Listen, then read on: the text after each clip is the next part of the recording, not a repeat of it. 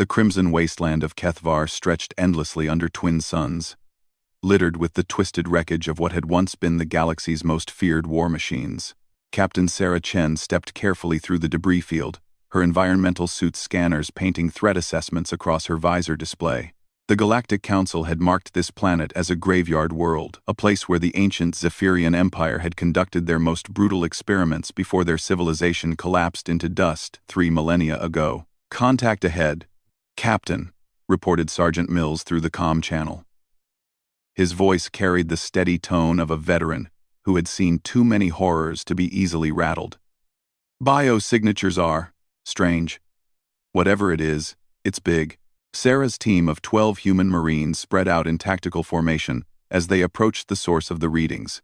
The Terran Federation had only been part of the galactic community for 50 years, but already their military prowess had earned grudging respect from species that had been fighting wars since before humanity had discovered fire.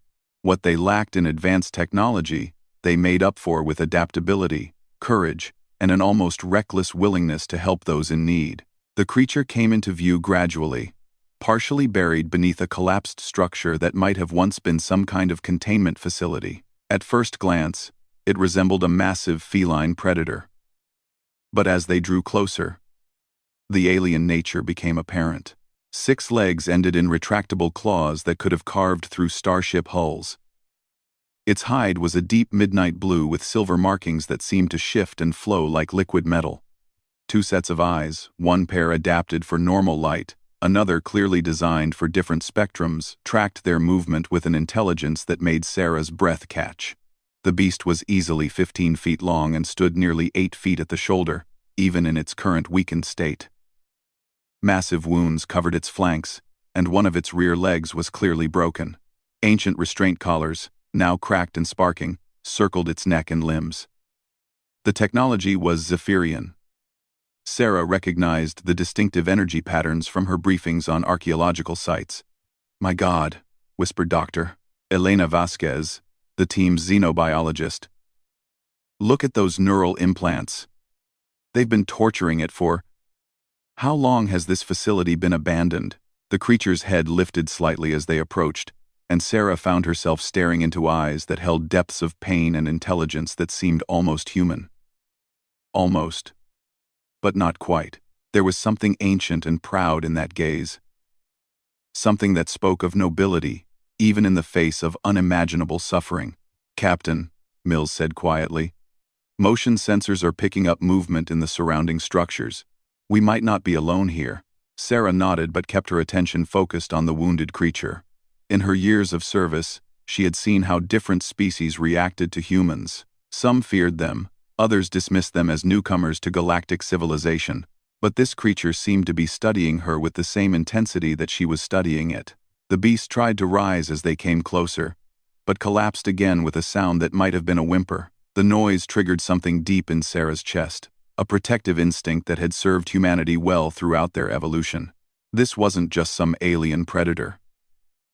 This was a sentient being, in pain, abandoned, and left to die. "Dr. Vasquez, can you determine the extent of its injuries?" The xenobiologist approached cautiously, her scanner humming as it analyzed the creature's condition. "Multiple fractures, severe dehydration, and, Captain, these implants are designed to cause pain. They've been torturing it, probably for years, maybe decades. Can we help it?" "I think so, but we'd need to get it back to the ship. The medical bay has the equipment to handle xenobiology of this complexity." That's when the first energy blast struck the ground near Sarah's feet. The attack came from the ruins to their east, where skeletal remains of Zephyrian architecture reached toward the blood-red sky like accusatory fingers. "Contact! Multiple hostiles!" Mills barked into his comm, as the squad dove for cover among the debris. Sarah's tactical display immediately identified the attackers. Void stalkers, a species of scavengers that fed on the technological remnants of dead civilizations. They were humanoid but wrong in every way that mattered: too tall, too thin, with limbs that bent in directions that hurt to look at. Their technology was a patchwork of stolen components from a dozen different species, but it was effective enough to make them dangerous. "They must be after the Zephyrian tech," Dr. Vasquez called out, as another energy blast superheated the air above her head. These archaeological sites are treasure troves. For species like them, the Void Stalkers moved with an unsettling grace, their stolen weapons crackling with barely contained energy. Sarah counted at least 20 of them emerging from various hiding spots throughout the ruins. Her team was outnumbered, but not outmatched. Human military doctrine emphasized adaptability and creative problem-solving over raw firepower. Mills, take your squad and flank left. Chen's team, establish a firing line here. We need to buy time to figure out how to extract our wounded friend. As the firefight intensified, Sarah noticed something remarkable. The wounded creature had managed to drag itself into a position where it could observe the battle, and its eyes were tracking the movement of both human marines and Void Stalkers with obvious intelligence. When one of the scavengers tried to circle around toward Dr. Vasquez's position, the beast let out a low, rumbling growl that seemed to vibrate through the ground itself. The sound had an immediate effect on the Void Stalkers.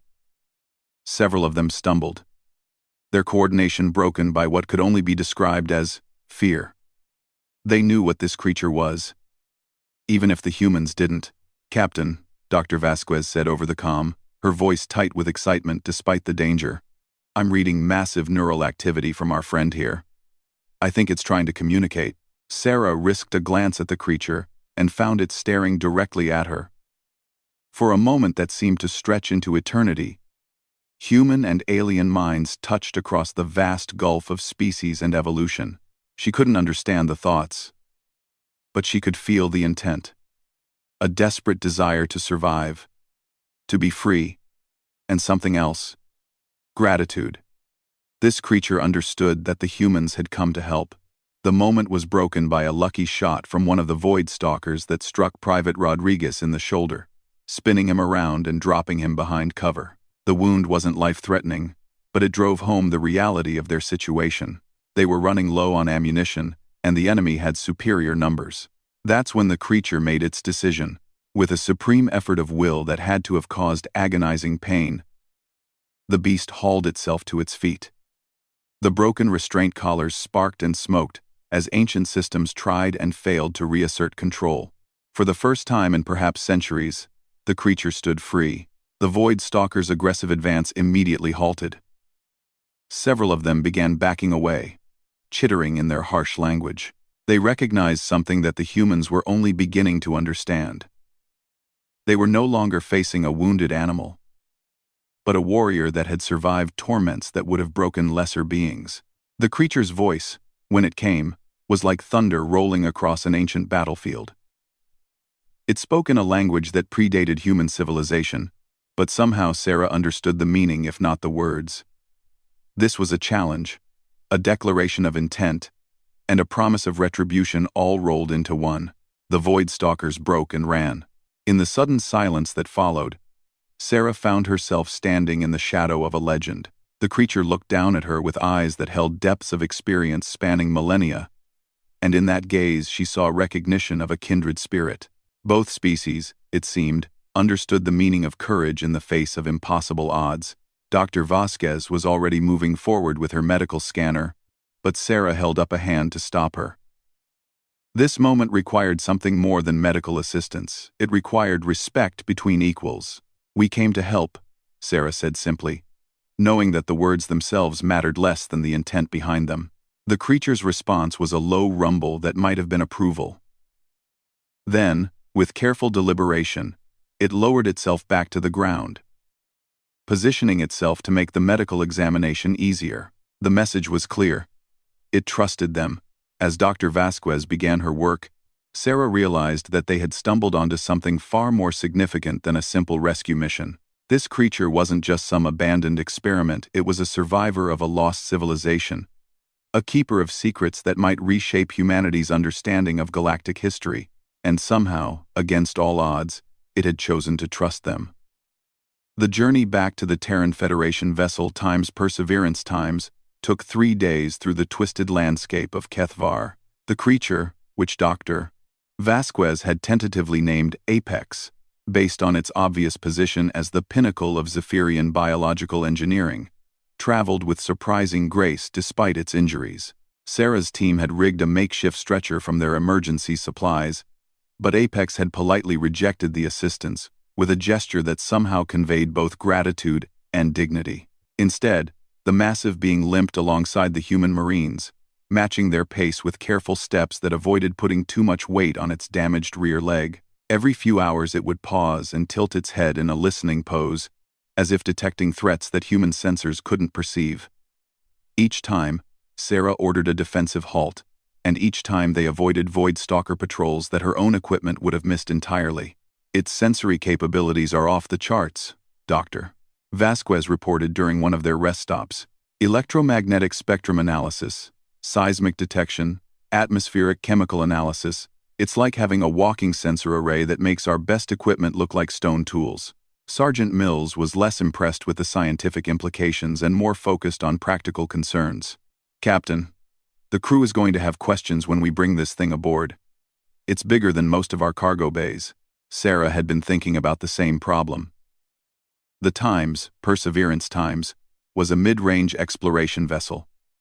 Not a mobile zoo. But looking at Apex as it carefully positioned itself to provide shade for Private Rodriguez during his rest period, she knew there was no question of leaving it behind. The creature had demonstrated not just intelligence, but compassion qualities that made it more than just another alien species. We'll figure it out, Sergeant. We always do. The ship's medical bay had to be completely reconfigured to accommodate their patient. Chief Medical Officer Dr. James Park had initially protested, claiming that he wasn't qualified to perform surgery on an unknown alien physiology.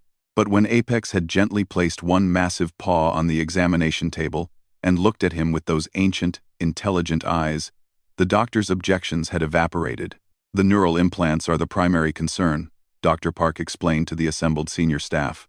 They're integrated into major nerve clusters and appear to be designed to amplify pain responses. Removing them will require precision surgery beyond anything we've attempted. Commander Torres, the ship's executive officer, frowned at the holographic display showing Apex's internal structure. Doctor, are we sure this creature wants our help? Maybe these implants serve some kind of biological function we don't understand. Dr. Vasquez shook her head emphatically. Commander, I've run every scan we have available. These devices are torture instruments. Pure and simple. They've been keeping this being in constant agony for decades, possibly centuries. The question, interjected Chief Engineer Morrison, is whether our surgical equipment can handle Zephyrian technology. These implants are using power sources and materials we've never encountered. Sarah listened to the debate while watching Apex through the medical bay's observation window. The creature lay quietly on the specially reinforced surgical platform, but its eyes tracked the movements of every crew member with obvious intelligence. Occasionally it would tilt its head toward the speakers carrying the discussion, and Sarah had the unsettling feeling that it understood every word.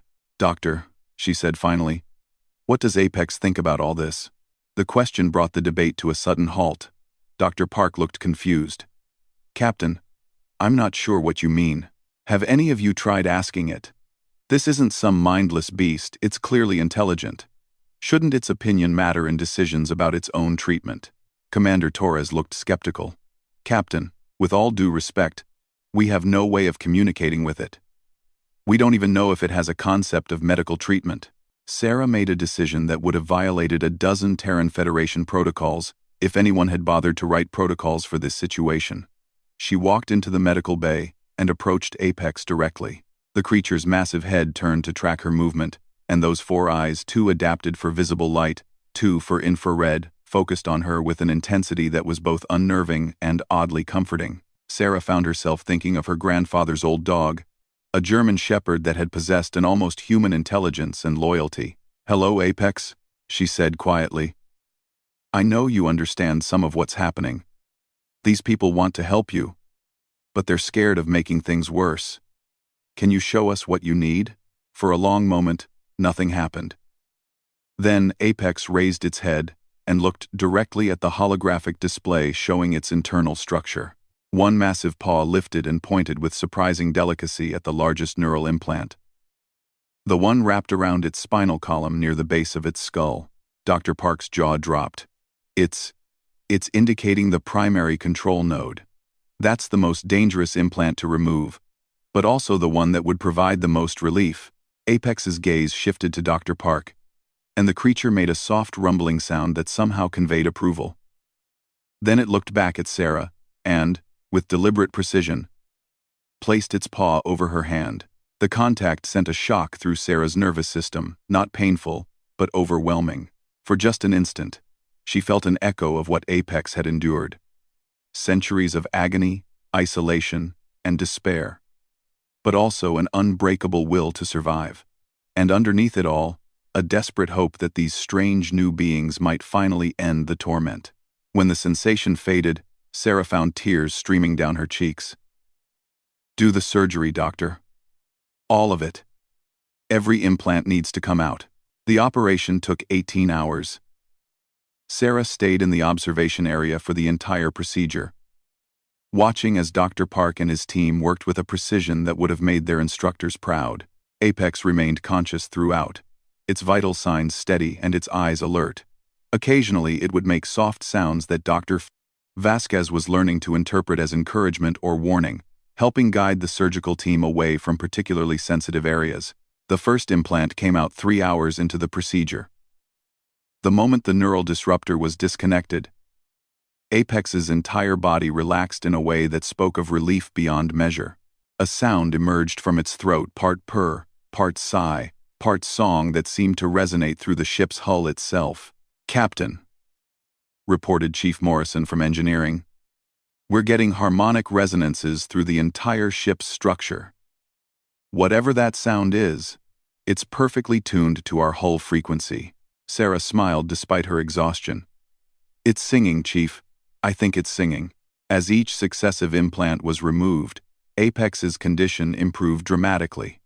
Muscles that had been locked in permanent tension began to relax. Wounds that had festered for decades began to heal with a speed that amazed Dr. Park. Most remarkably, the silver markings on its hide began to glow with a soft, warm light. "Bioluminescence," Dr. Vasquez breathed. "It's got a natural bioluminescent display system. The implants must have been suppressing it." By the time the final implant was extracted, a particularly vicious device that had been wrapped around Apex's heart, the creature had transformed from a broken victim into something magnificent. Its hide rippled with patterns of silver and gold light, and its eyes sparkled with an intelligence that seemed almost to glow from within. But the most remarkable change was in its demeanor. Where before there had been wariness and pain, now there was curiosity, and something that looked remarkably like joy. When Dr. Park stepped back from the surgical table, Apex raised its head and looked around the medical bay with obvious wonder. Then it did something that no one had expected. It spoke. The words weren't in any human language, but they carried meaning that transcended linguistic barriers. It was a formal declaration, delivered in tones that carried the weight of ancient protocol and unshakable conviction. Dr. Vasquez's universal translator attempted to parse the sounds and finally displayed a tentative interpretation. "Life debt acknowledged. Honor bond accepted. Pack allegiance sworn." Commander Torres looked at Sarah with barely concealed alarm. "Captain, I think it just joined our crew." Before Sarah could respond, the ship's communication system came alive with an urgent message from the bridge. Lieutenant Harrison's voice carried an edge of panic that immediately put everyone on alert. "Captain, to the bridge immediately. We've got multiple contacts approaching on intercept vectors. Zephyrian energy signatures. Whatever we found down there, I think the original owners want it back." Sarah looked at Apex, who had gone perfectly still at the mention of Zephyrian ships. The creature's eyes had shifted to a different spectrum, and the silver markings on its hide were now pulsing in rapid patterns that looked almost like a warning display. "Doctor, is it safe to move?" Sarah asked. Dr. Park nodded. "The surgical sites are already beginning to heal. Its recovery rate is extraordinary." Apex saved them the trouble of making the decision. With fluid grace that belied its size, the creature rose from the surgical table and moved toward the door. It paused to look back at Sarah, and in its eyes she saw a mixture of determination and something that might have been anticipation. Whatever was coming, Apex was ready to face it. And from the way it positioned itself near Sarah, it was clear that it intended to face it as part of a human crew. As they headed for the bridge, Sarah couldn't shake the feeling that their simple rescue mission had just become something much more complicated. The Zephyrian Empire had been dead for 3 millennia, but apparently someone wearing their colors was still out there, and they wanted their lost experiment back. But they were going to have to go through a crew of determined humans and one very angry ex-prisoner to get it. Sarah found herself looking forward to showing them exactly what that would cost. The Bridge of the Times, Perseverance Times, had never been designed to accommodate a 15-foot-long alien predator, but Apex somehow managed to position itself in a way that didn't interfere with the crew's operations. Its massive form curved around the tactical station, close enough to observe the main display while staying out of the way of foot traffic. The sight would have been absurd if not for the unmistakable air of competence that radiated from the creature. "Report," Sarah ordered as she took her position in the captain's chair. Lieutenant Harrison's fingers danced across his console as he updated the tactical display. 3 ships, Captain. They dropped out of hyperspace at the edge of the system 12 minutes ago and have been accelerating toward us ever since. Configuration matches Zephyrian dreadnoughts from the historical database, but their energy signatures are wrong. Wrong how? They're running too hot, Captain. Like their power systems are barely contained. And I'm detecting weapons signatures that shouldn't exist on ships that old. Dr. Vasquez, who had followed them to the bridge, studied the sensor readings with growing alarm. "Captain, those aren't original Zephyrian vessels. Someone has been maintaining them, upgrading them. The power readings suggest technology that's at least 500 years more advanced than anything the Zephyrians had when their empire fell." Commander Torres leaned over the navigation console, his expression grim. "Time to intercept?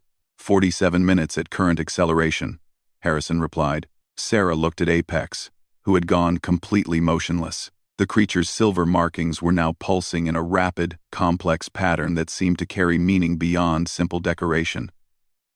"Dr. Vasquez, any idea what it's trying to tell us?" Before the xenobiologist could respond, the main communication array activated. The transmission came through clearly, but the voice that emerged from the speakers sent a chill through everyone on the bridge. It spoke in perfect galactic standard, but there was something wrong with the inflection, as if the speaker had learned the language but missed some essential quality that made it truly alive. "Terran vessel, you are harboring stolen property of the eternal Zephyrian remnant. Return the battle construct immediately, and your deaths will be swift." Sarah felt a surge of anger at the casual dismissal of her crew's lives, but it was nothing compared to the reaction from Apex. The creature rose to its full height, and a sound emerged from its throat that seemed to come from the very depths of space itself. A roar of defiance that spoke of ages of suffering and an absolute refusal to return to captivity. The response was so powerful that the ship's hull began to resonate, and several crew members grabbed onto nearby surfaces for support. But more importantly, the sound was picked up by the ship's communication array and broadcast toward the approaching vessels. The effect was immediate. All 3 Zephyrian ships suddenly altered course, their formation shifting from a confident approach to a more cautious advance pattern. Clearly, they recognized what they were dealing with. "Captain," Dr. Vasquez said quietly, "I think we just learned something important about our friend. Whatever it is, those ships are afraid of it." The communication array crackled again, but this time the voice carried a note of uncertainty. "Impossible. Unit designation, Kethvar Prime, was terminated during the facility's destruction. Our sensors must be malfunctioning." Apex moved closer to the communication console, its eyes fixed on the speakers with laser intensity. When it spoke this time, the words came out in what was clearly an ancient form of Zephyrian. Sarah couldn't understand the language, but the tone conveyed a message that transcended translation. A formal declaration of independence, backed by absolute conviction. Dr. Vasquez's universal translator struggled with the archaic grammar before finally producing a rough interpretation. Designation, rejected. Name, chosen. Freedom, claimed. Pact defended. The silence from the approaching ships stretched for nearly a minute before the voice returned, now carrying what could only be described as panic. All units. Maximum acceleration. Deploy constraint weapons immediately upon entering range. The construct must not be allowed to reach operational capacity. Sarah turned to Dr. Vasquez. Operational capacity? What does that mean? I'm not sure, Captain. But based on the physiological scans we took during surgery, I think Apex is far from fully recovered. If these readings are accurate, it's operating at maybe 30% of its normal capability. Commander Torres looked at the tactical display with growing concern. Captain, even at maximum power, we can't outrun those ships. Our only advantage is that they want to capture rather than destroy. Options, people? Chief Engineer Morrison spoke up from his station. Captain, I might be able to boost our engine output by rerouting power from non-essential systems, but it would only buy us maybe 20 minutes before they catch up. Sarah weighed their options, none of which looked particularly promising. The Times Perseverance Times was an exploration vessel, not a warship. In a direct confrontation with 3 upgraded Zephyrian dreadnoughts, they would last about as long as tissue paper in a furnace. That's when Apex surprised everyone by moving to the tactical console and placing one massive paw on the control surface. The touch was so gentle that it didn't activate any of the controls, but the intent was clear. It wanted to help. Dr. Vasquez, is there any way for Apex to interface with our systems? The xenobiologist looked uncertain. Theoretically, yes. The Zephyrians were masters of biotechnological integration. If Apex was designed as a battle construct, it probably has neural pathways that can link with computer systems. But Captain, we have no idea what would happen if we let it connect to our ship's network. Sarah looked at Apex, who met her gaze with those ancient, intelligent eyes. In that moment, she made a decision that would have horrified Starfleet Command if they had been there to witness it. She reached out and placed her hand on Apex's paw. Do it, Doctor.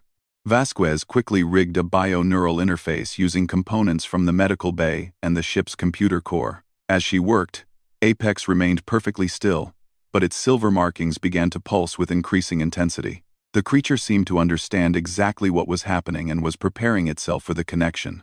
Captain, Commander Torres said urgently, the lead ship is powering weapons. Some kind of energy web designed to disable our engines. How long do we have? 12 minutes until weapons range. Dr. Vasquez finished her work and looked up at Sarah. Interface is ready, Captain. But I have to warn you, once Apex connects to our systems, it will have access to everything. Navigation, weapons, life support, everything. Sarah nodded. She had already made her choice, and she trusted Apex more than she trusted the beings in those approaching ships. Do it. The connection was instantaneous and overwhelming.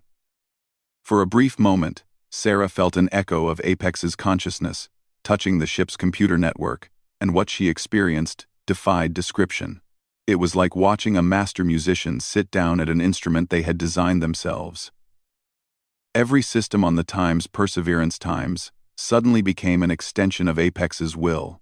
The ship's engines roared to life with an efficiency that Chief Morrison had never achieved. Power flowed through conduits in patterns that optimized every joule of energy.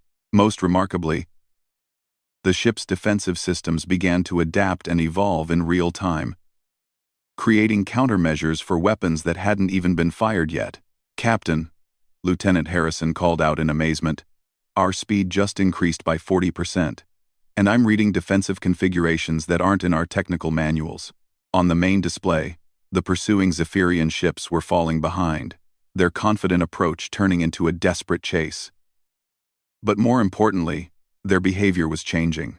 Instead of the coordinated hunt they had expected, they were now faced with something that moved like a prey animal, but thought like a predator. Apex was leading them into a trap.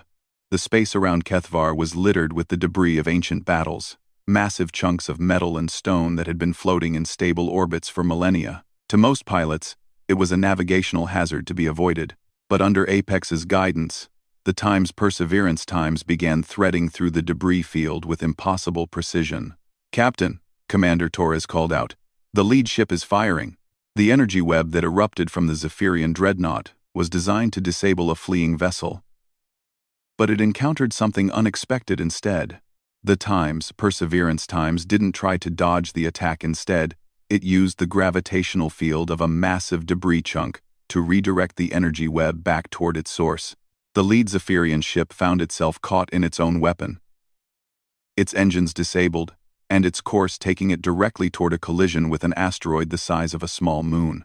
The other two ships were forced to break off their pursuit to assist their companion, giving the Perseverance the opening it needed. But Apex wasn't finished. As they cleared the debris field, the creature initiated a series of maneuvers that pushed the ship's structural integrity to its limits. They were accelerating back toward the Zephyrian ships, but at an angle that would bring them in behind the fleet. It's setting up an attack run, Sarah realized.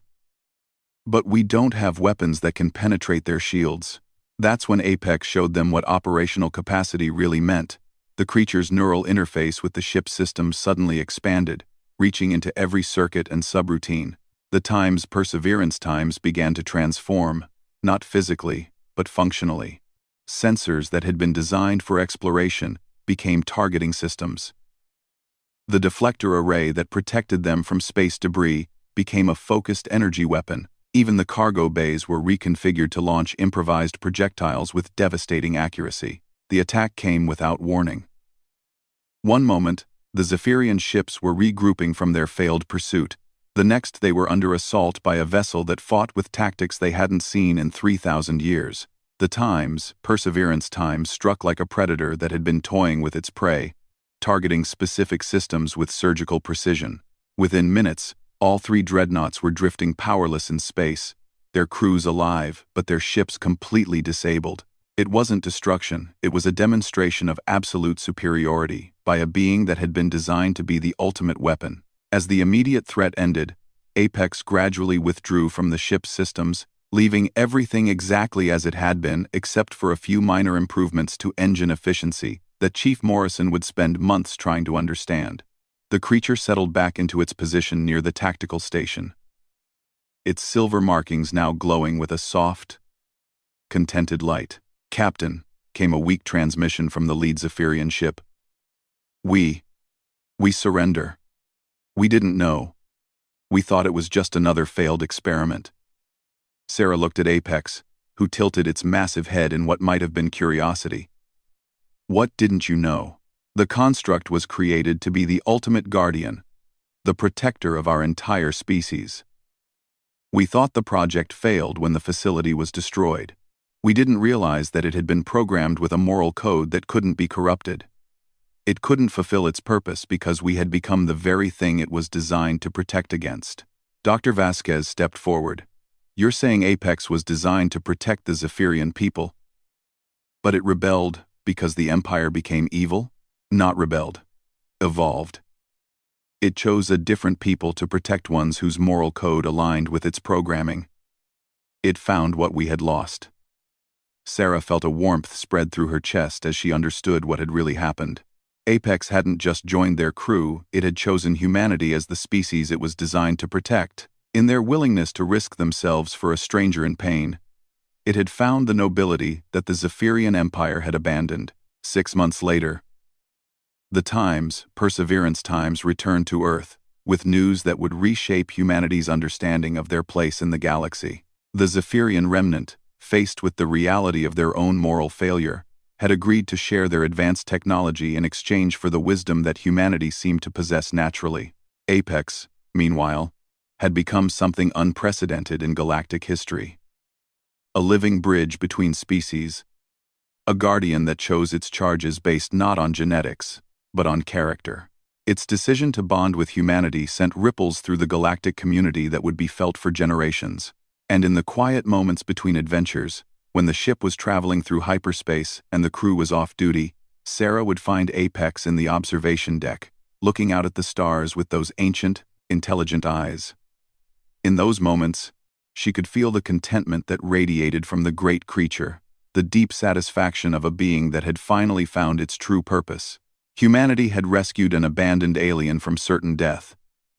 In return, they had gained a guardian whose loyalty would span the stars themselves.